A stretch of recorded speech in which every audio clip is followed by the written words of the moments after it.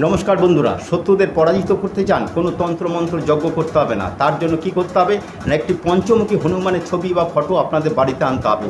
ওই পঞ্চমুখী হনুমানের ছবি আপনারা যে কোনো মঙ্গলবার করে স্থানে আপনারা বসান, লাল শালু কাপড়ের উপরে বসান এবং ওখানে একটু মেটে সিঁদুর এবং একটি ঘি মিশ্রিত করে ওনার কপাল এবং চরণে টিপ দিন এবং একটি সাদা চন্দনে একটি তুলসী পাতা ওনার চরণে দিন। 5টা ফুলালা লবঙ্গ একটা ডিশের মধ্যে রেখে ওখানে একটু ঘি দিয়ে আপনারা কর্পূর দিয়ে জ্বালিয়ে দিন এবং শত্রুর মুখগুলো শুধু মনে করুন। এবার যতক্ষণ জ্বলতে থাকবে ততক্ষণ শুধু প্রার্থনা করবেন যে আপনার শত্রু যাতে বিনাশ হয়ে যায় বা শত্রু যাতে পরাজিত হয়। এইটা আমার বহু পরীক্ষিত জিনিস।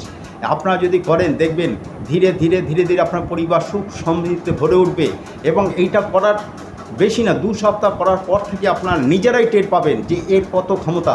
পঞ্চমুখী হনুমানের ছবিটা বসাতে হবে এবং যদি কোনো বুঝতে অসুবিধা হয় আমাকে সরাসরি ফোন করবেন। সকলে ভালো থাকবেন।